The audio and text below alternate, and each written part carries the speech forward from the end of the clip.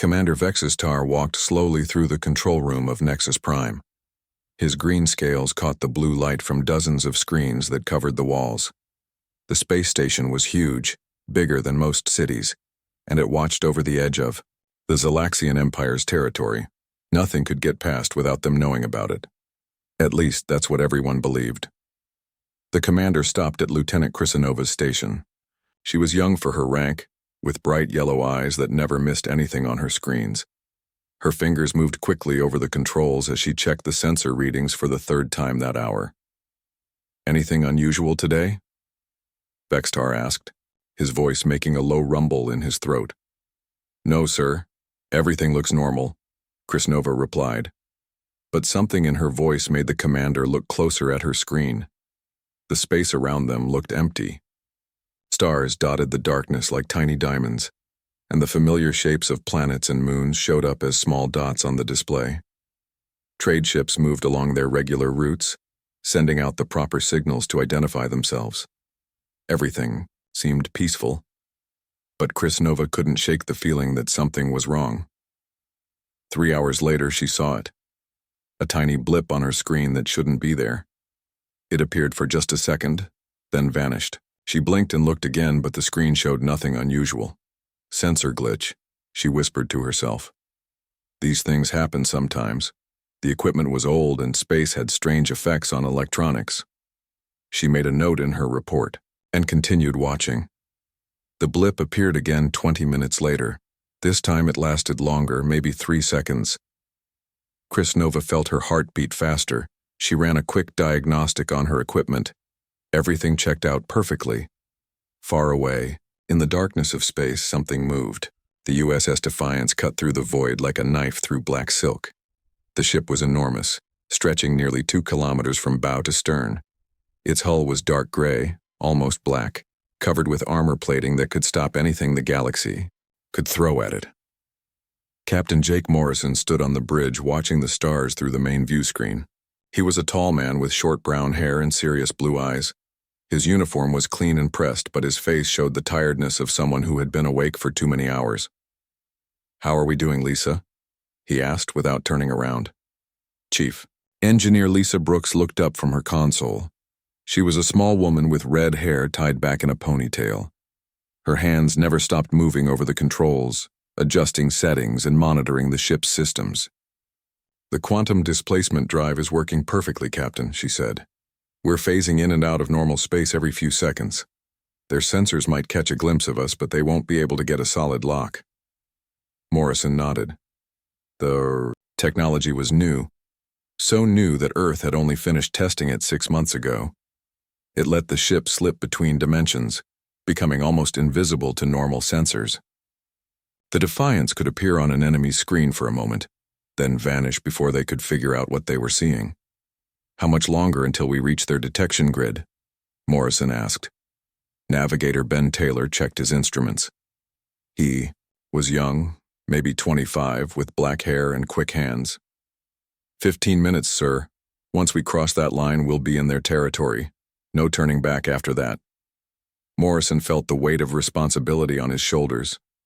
Earth had been watching the Zalaxian Empire for years. They had seen world after world fall to the Empire's armies. Millions of people had been enslaved or killed. The Empire thought it ruled the galaxy, and no one had ever challenged them. Until now. "Remember, people," Morrison said to his crew, "we're not here to start a war. We're here to show them that humanity exists and that we won't be pushed around. But if they force our hand," he didn't need to finish the sentence. Everyone on the bridge knew what the Defiance could do. The ship carried weapons that could crack planets and shields that could stop anything the Empire had. But Morrison hoped they wouldn't need to use them. Back on Nexus Prime, Krisnova was getting worried. The mysterious blip was appearing more often now, and it was getting stronger. She had run every test she could think of, but her equipment kept telling her the same thing. Something big was out there, something that shouldn't exist. She called over sensor technician Mordak, an older soldier with scars on his face from the war against the Kelvin rebels. He looked at her screen and frowned. "What am I looking at?" he asked. "I don't know," Krisnova admitted. "It shows up for a few seconds, then disappears. But look at the size readings. Mordak's eyes went wide. According to the sensors, whatever was out there was huge, not just big for a ship, but bigger than anything in the Imperial fleet, bigger than their largest battleships. This has to be a mistake, Mordak said. Nothing that size could get this close without us seeing it. But even as he spoke, the blip appeared again. This time it stayed on the screen for almost 10 seconds, long enough for the computers to get a partial reading. Long enough to see that it was artificial, made by someone, not a natural object. Get Commander Vextar, Chris Nova said, her voice shaking. Get him now. The USS Defiance continued its silent approach. In the ship's war room, intelligence analyst Tom Walker studied maps of the Zalaxian Empire. He was a quiet man who saw patterns, where others saw chaos. His job was to understand their enemy, to know how they would react when humanity finally revealed itself. They've never faced a real challenge, Tom said to Captain Morrison. For 1,000 years, they've conquered everyone they've met. They think they're invincible. Good, Morrison replied. That means they won't be ready for us. Security Chief Nick Rodriguez checked his weapons one more time. He was a big man with steady hands and eyes that missed nothing. His job was to keep the crew safe no matter what happened next. Captain, Lisa Brooks called out. We're approaching the outer detection grid. Do you want me to increase our phase variance? Morrison thought for a moment. They could make themselves even harder to detect, but that would also make it harder to send their message when the time came. And they would need to send that message soon. Maintain current settings, he ordered. Let them see us. It's time. They knew we were here. The Defiance crossed into Zalaxian space like a ghost ship entering a harbor. Behind them lay Earth and everything they were fighting to protect. Ahead lay the unknown, and the most powerful empire the galaxy had ever seen. But Jake Morrison and his crew were ready. Humanity was about to announce itself to the galaxy, and nothing would ever be the same again. Commander Vextar rushed to Lieutenant Chris Nova's station. His boots made heavy sounds on the metal floor as other officers turned to watch. The control room had gone quiet except for the soft hum of computers and the beeping of warning signals. Show me, Vextar said, his voice tight with worry. Chris Nova pointed at her screen. The mysterious object appeared again, this time staying visible for almost 15 seconds. The computer worked hard to analyze what it was seeing, and the results made no sense. Sir, the readings show something 2 kilometers long, she said.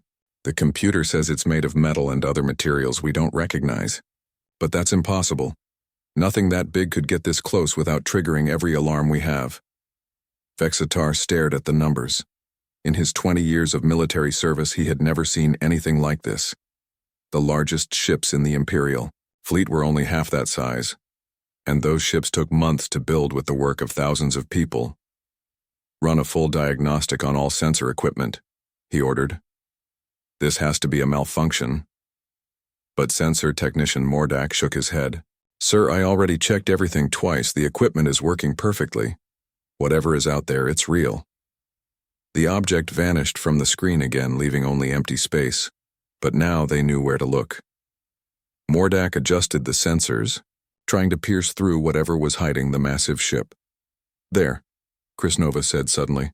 I'm getting energy readings. Power sources, unlike anything in our database. Sir, the amount of energy that thing is putting out, it's like a small star. Vextar felt cold fear creep up his spine. He had fought in 3 wars and seen the Empire's enemies try every trick they could think of. But this was different. This was beyond anything he had ever imagined. On the USS Defiance, Captain Morrison watched the tactical display. Red dots showed the location of Zalaxian sensors, and he could see them starting to focus on his ship's position. They're getting better at tracking us, Navigator Ben Taylor reported. The phase variance is still working, but they're learning to compensate. Morrison nodded. They had expected this. The stealth technology was good, but it wasn't perfect. And the Zalaxians weren't stupid. Given enough time, they would figure out how to see through the camouflage. How long until we reach their capital system? Morrison asked. 18 hours at current speed, Taylor replied. Chief Engineer Lisa Brooks looked up from her console. Captain, I'm reading increased scanning activity from their border stations. They know something is wrong even if they can't see us clearly. Morrison walked to the communication station where Lieutenant Amy Chen was monitoring Xylaxian radio traffic. She was young but smart, with a gift for languages that made her perfect for this mission. What are they saying? Morrison asked. They're confused and scared, Amy replied. The border station is reporting to higher command, but their officers don't believe what they're hearing. Some of them think it's enemy action, others think their equipment is broken. Morrison smiled grimly. Good. Confusion would work in their favor. Back on Nexus Prime, Commander Vextar was facing the hardest decision of his career. The readings were getting stronger and clearer. Whatever was out there was definitely artificial, definitely huge, and definitely heading toward the heart of the Empire. He opened a communication channel to Admiral Zethran, the station commander. The Admiral was an old soldier with gray scales and eyes that had seen too many battles. What's your status, Commander? The Admiral asked. Sir, we have detected an unknown vessel of unprecedented size, Vextar reported. It appears to be using some kind of stealth technology, but we're getting partial readings. Admiral Zethran's image flickered on the screen. How big? 2 kilometers long, sir. Possibly larger. The Admiral was quiet for a long moment. That's impossible. No one has the technology to build something that large, and certainly no one has stealth systems advanced enough to penetrate our defenses. Sir, I know how it sounds, but the readings are consistent. We have multiple sensors confirming the data. Send me everything you have, the Admiral ordered. I need to see this for myself. The data transfer took only minutes, but those minutes felt like hours to Vexatar. He watched the Admiral's face change as he studied the readings. Confusion turned to disbelief, then to something that looked like fear. This can't be right, Admiral Zethran said. Run the scans again, check everything. Sir, we've already run the scans 5 times. The results are always the same. The Admiral was quiet again. Then he spoke in a voice that seemed smaller than before. I'm sending this up the chain of command.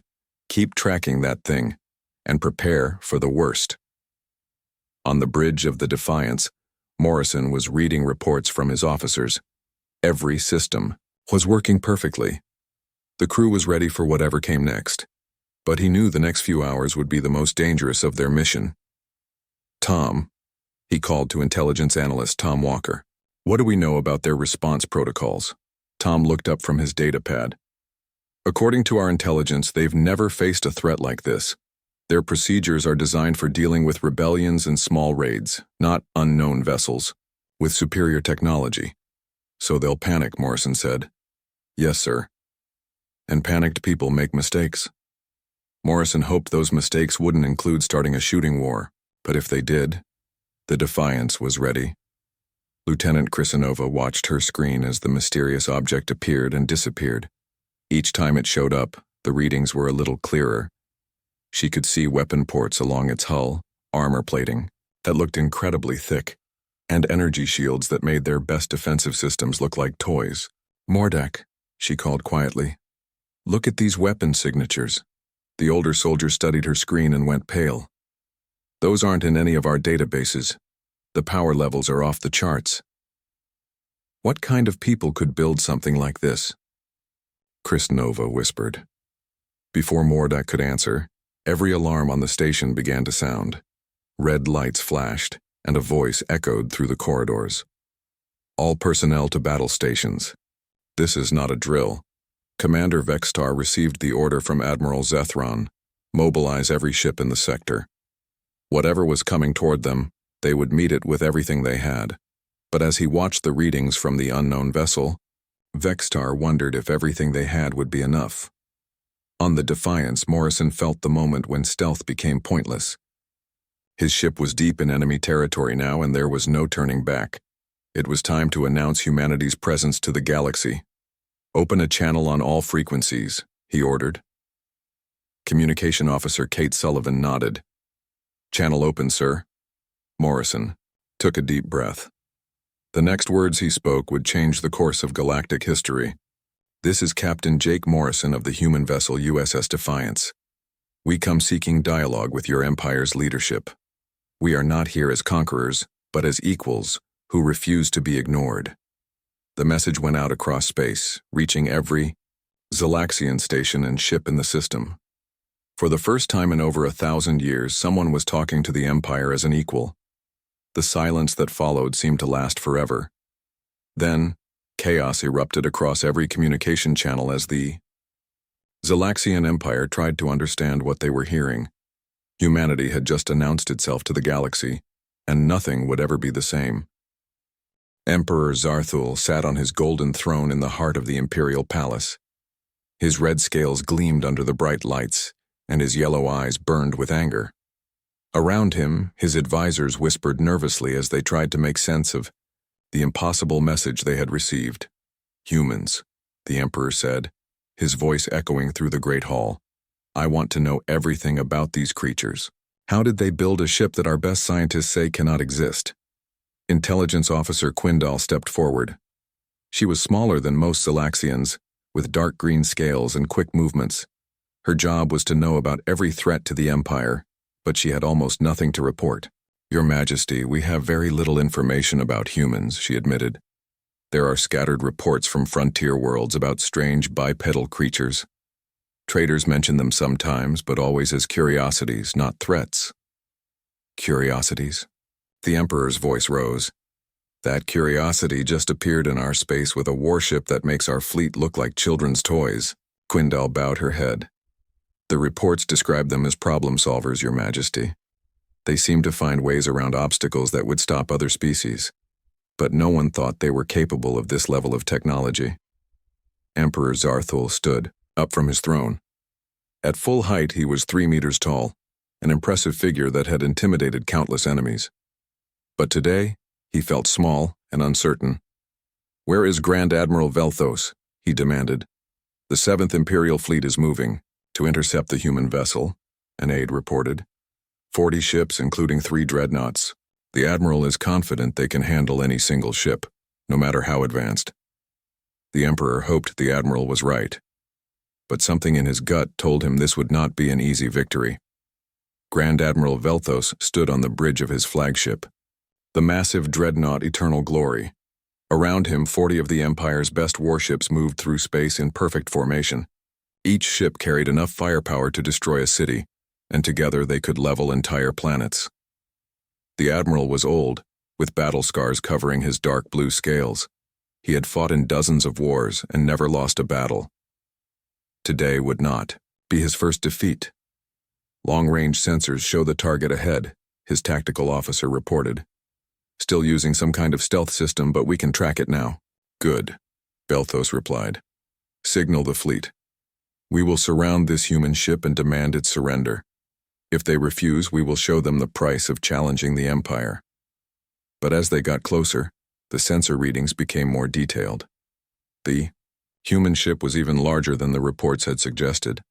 Its hull was covered with armor plating that looked incredibly thick, and energy readings showed power systems beyond anything in their database.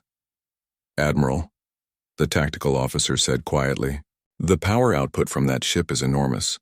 Their shields alone are generating more energy than our entire fleet." Velthos felt a chill of doubt, but he pushed it away. Numbers mattered in space combat. 40 ships against 1, no matter how advanced, should be an easy victory. On the USS Defiance, Captain Morrison watched the approaching fleet on his main screen. The Zalaxian ships looked impressive, but he knew appearances could be deceiving. 40 ships, Navigator Ben Taylor reported. 3 of them are Dreadnought class. They're moving to surround us. "Let them come," Morrison said calmly. "Lisa, are our defensive systems ready?" Chief Engineer Lisa Brooks nodded. "All systems are operating at full capacity, sir. Our shields can handle anything they can throw at us." Weapons Officer Kate Sullivan checked her instruments. "All weapons, armed and ready, Captain. The main plasma cannon is charged and standing by." Morrison had hoped to avoid a fight, but the Empire seemed determined to test humanity's resolve. He would give them a demonstration they would never forget. Incoming. Transmission from the lead ship. Communication Officer Amy Chen reported. "Put it on screen," Morrison ordered. Grand Admiral Velthos appeared on the view screen, his scarred face twisted with authority and confidence. Human vessel, you are surrounded and outgunned. Surrender immediately or be destroyed. Morrison stepped forward so the Admiral could see him clearly. Admiral, I am Captain Jake Morrison. We came here to talk, not to fight. But if you insist on violence, we will defend ourselves. You have 1 ship against 40, Velthos replied. Your technology may be advanced, but you cannot win this battle. Morrison smiled, but it was not a friendly expression. Admiral, would you like a demonstration of what human technology can do? Before Velthos could answer, Morrison nodded to Kate Sullivan. Fire a warning shot. Target the small moon in this system. Aye, sir, Sullivan replied. Her fingers moved over the weapon, controls with practiced skill. The main plasma cannon of the Defiance charged with a sound like thunder. Energy gathered at the weapon's muzzle, creating a bright blue glow that could be seen from light years away. Then, with a flash that lit up space, the cannon fired. The beam of concentrated energy crossed the solar system in seconds. It struck the small moon that orbited the system's 4th planet, and the result was spectacular. The entire moon simply vanished, converted to energy and scattered particles in less than a heartbeat.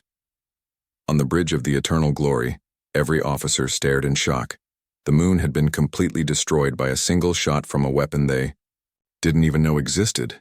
Impossible, Velthos whispered. No weapon can generate that much power. His tactical officer's voice shook as he reported, Admiral, our sensors recorded the energy output of that shot. It was over 10,000 times more powerful than our largest guns. Velthos felt fear creep into his heart for the first time in decades. If the humans could destroy a moon with a single shot, what could they do to his fleet? Captain Morrison's voice came over the communication channel again, calm and steady. Admiral, that was our smallest weapon, fired at minimum power. We have no wish to harm you, but we will defend ourselves if attacked. I suggest you reconsider your position. The Maru, Zalaxian fleet hung in space, paralyzed by the display of power they had just witnessed. Every ship's sensors had recorded the impossible, a weapon that could destroy worlds with a single shot. Admiral, Morrison continued, we offer you a choice. You can attack us and discover what our larger weapons can do, or you can allow us to continue to your capital world for peaceful negotiations. What will it be? Grand Admiral Velthos looked around his bridge at officers who had never known defeat. Their faces showed the same shock and fear he felt in his own heart. The Empire's greatest fleet had just been made to look like toys by a single human warship. All ships, he said slowly. Withdraw to safe distance. Do not engage the human vessel. Sir? His tactical officer asked in confusion. You heard me, Velthos replied. We are outmatched. Retreat. The Imperial fleet pulled back, leaving the USS Defiance free to continue its journey toward the capital world.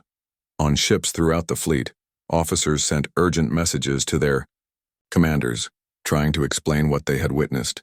Emperor Zarthul received the reports in his throne room. His greatest admiral, the man who had never lost a battle, was retreating from a single enemy ship. The weapon demonstration had been recorded by dozens of sensors, but the Emperor could barely believe what he was seeing. They destroyed an entire moon, he said quietly, with one shot. Intelligence Officer Quindal nodded grimly. Your Majesty, if they can do that to a moon, they can do it to our planets, to our fleet, to anything they choose. The Emperor sat heavily on his throne. For the first time in 1,000 years, the Zalaxian Empire faced an enemy it could not defeat through force. The humans were coming to his capital world, and there was nothing he could do to stop them. Captain Morrison stood on his bridge, watching the retreating enemy fleet. The demonstration had worked perfectly. Now the Empire knew that humanity was not to be taken lightly. Set course for their capital world, he ordered, and prepare a diplomatic message. It's time to have a real conversation with Emperor Zarthul. The USS Defiance continued through space, carrying with it the future of human-galactic relations. Behind them, an empire tried to understand how everything they thought they knew about power and technology had just changed forever. The USS Defiance appeared in the skies above Zalaxia Prime like a storm cloud blocking out the sun. The massive human battleship moved slowly through the planet's orbital defenses, which suddenly looked like toys compared to the alien vessel that had just arrived. On the planet's surface, 12 billion Zalaxians looked up at their sky and saw something that had never happened before. A foreign warship hung above their capital world, and their mighty fleet had been unable to stop it. Captain Jake Morrison stood on his bridge, looking down at the planet through the main view screen. The world was beautiful, with blue oceans and green continents covered in gleaming cities. But he knew those cities were filled with people who had built their civilization on the conquest of others. "Orbital defenses are tracking us," Security Chief Nick Rodriguez reported. 24 defense platforms, each one armed with heavy plasma cannons, but they're not firing.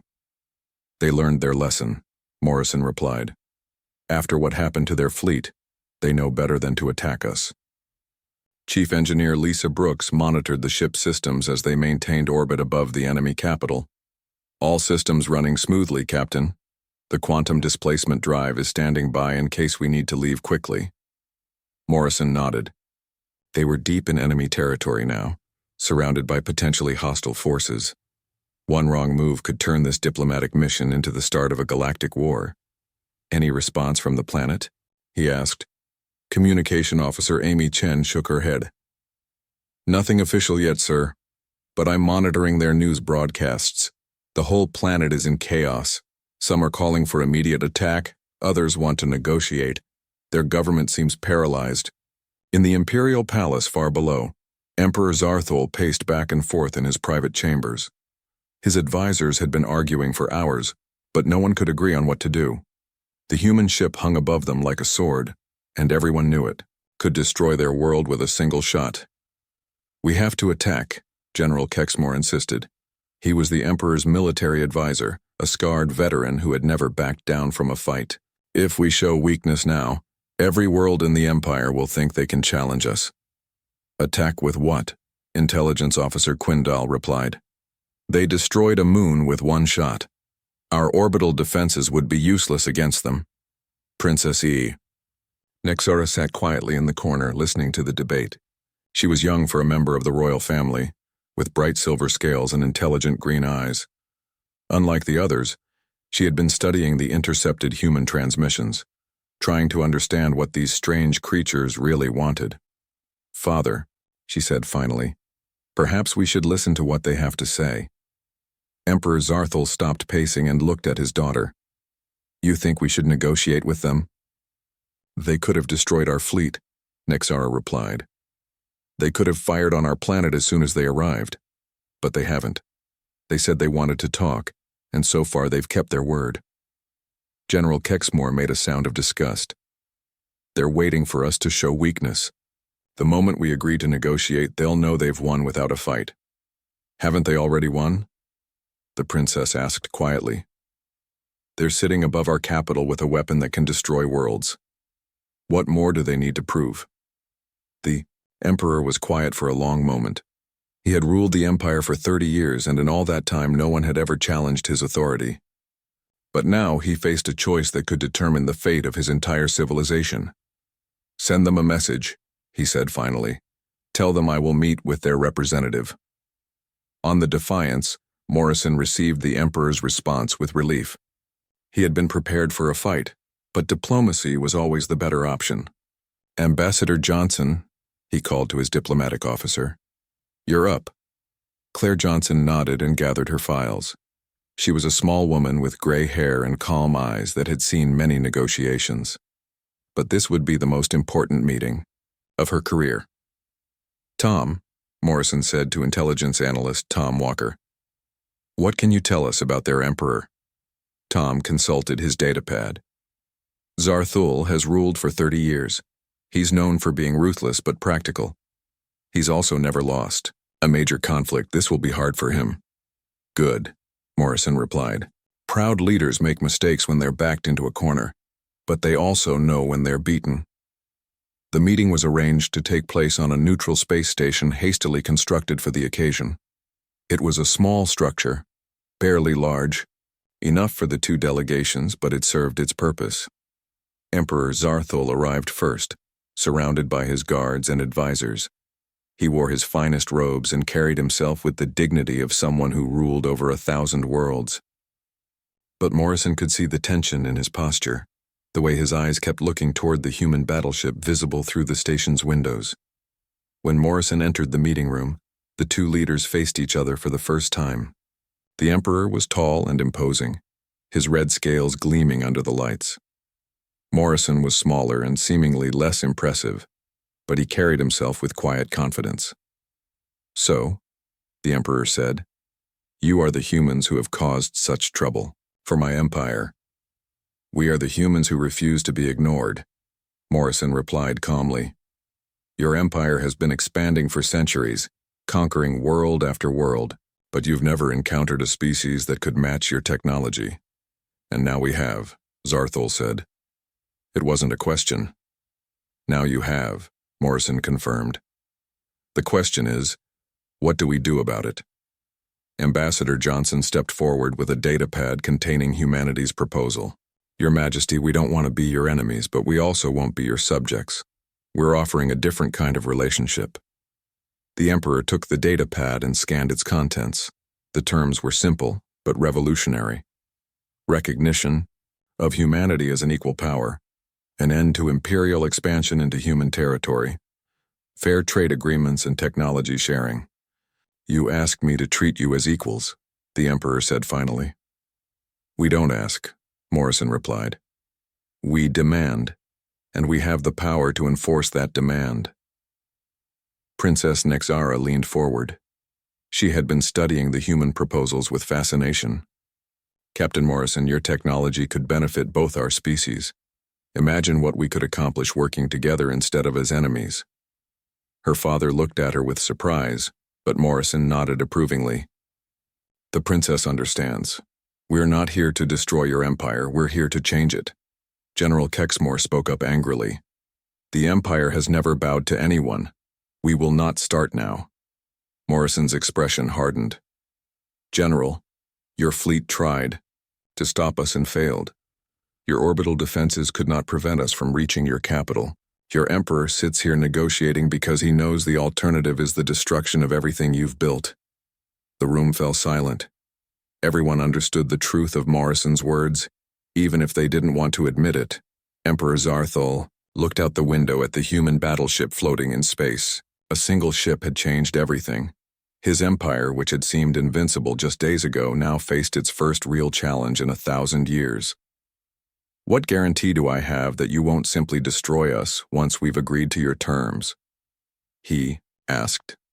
"The same guarantee you give us," Morrison replied. "Our word backed by our actions, we could have destroyed your fleet. We could have fired on your planet. Instead, we're sitting here talking."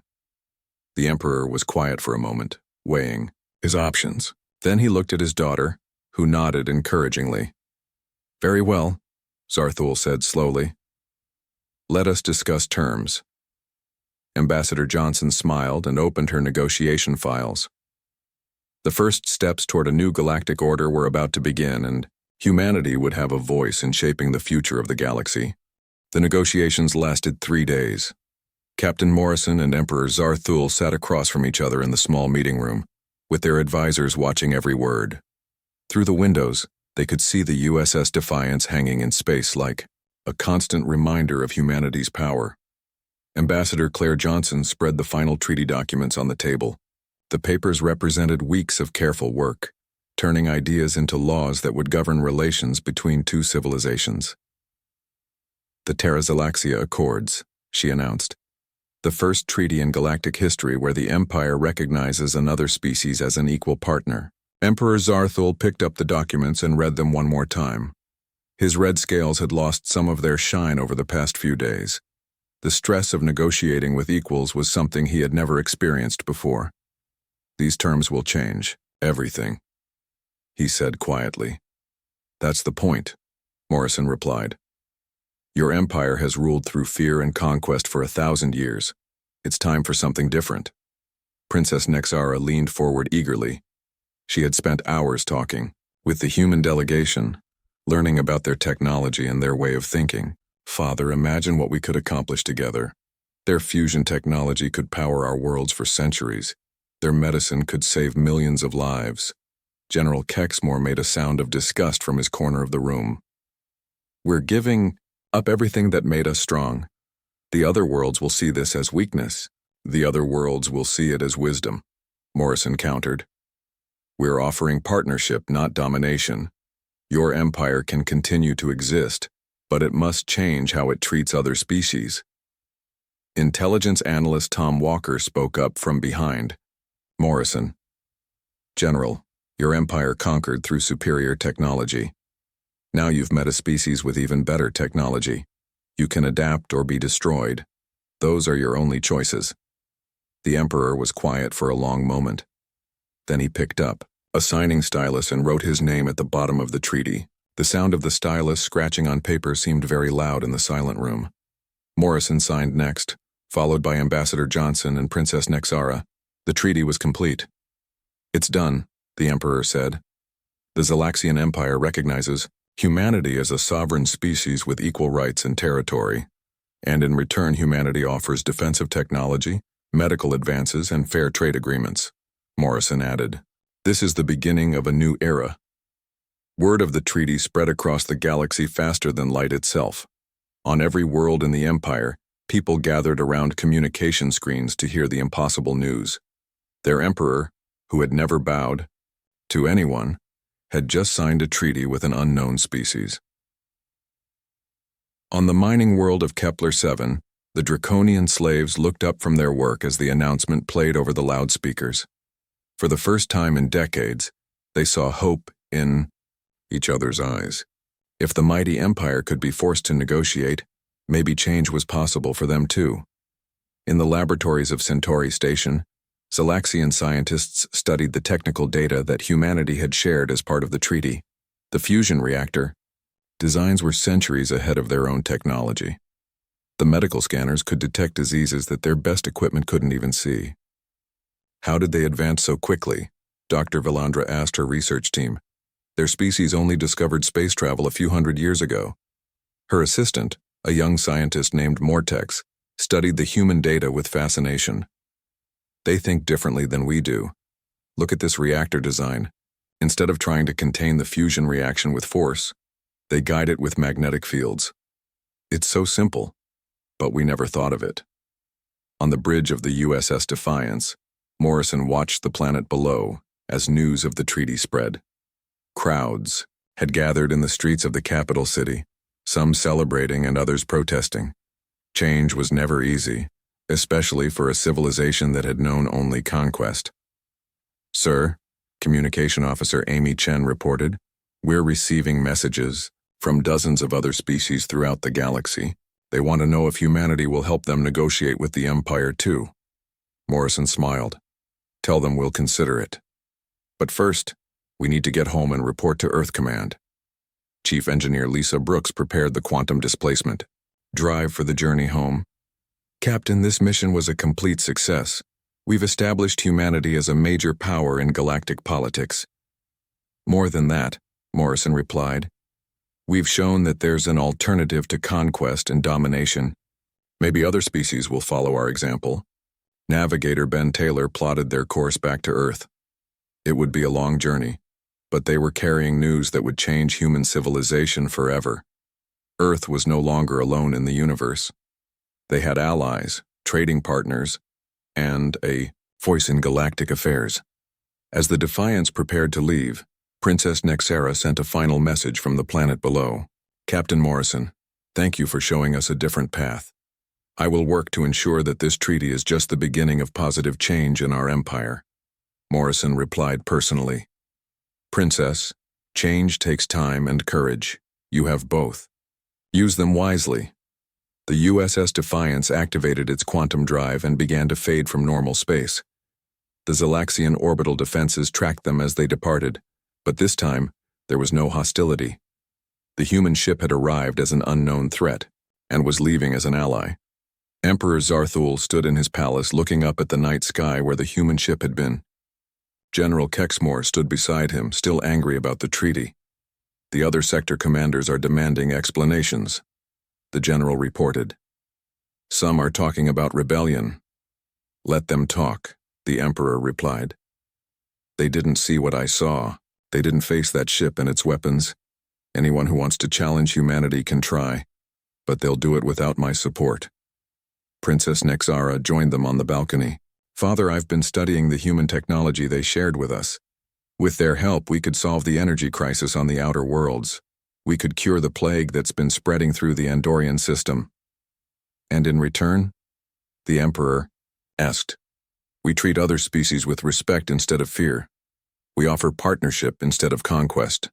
It's not weakness, Father. It's evolution. The Emperor looked at his daughter with new respect. Perhaps the young understood change better than the old. 3 months later, news reached Earth that the Calvarian Rebellion had ended peacefully. The rebels had negotiated with the Empire using human diplomats as mediators. 2 more species had signed treaties similar to the Terra Xalaxia Accords. Morrison read the reports in his office at Earth Command. Through his window he could see construction crews working on new shipyards. Humanity was building a fleet that could defend their new position in galactic politics. His aide, Lieutenant Ryan Davis, brought him the latest intelligence reports. Sir, we're receiving requests for assistance from 17 different species.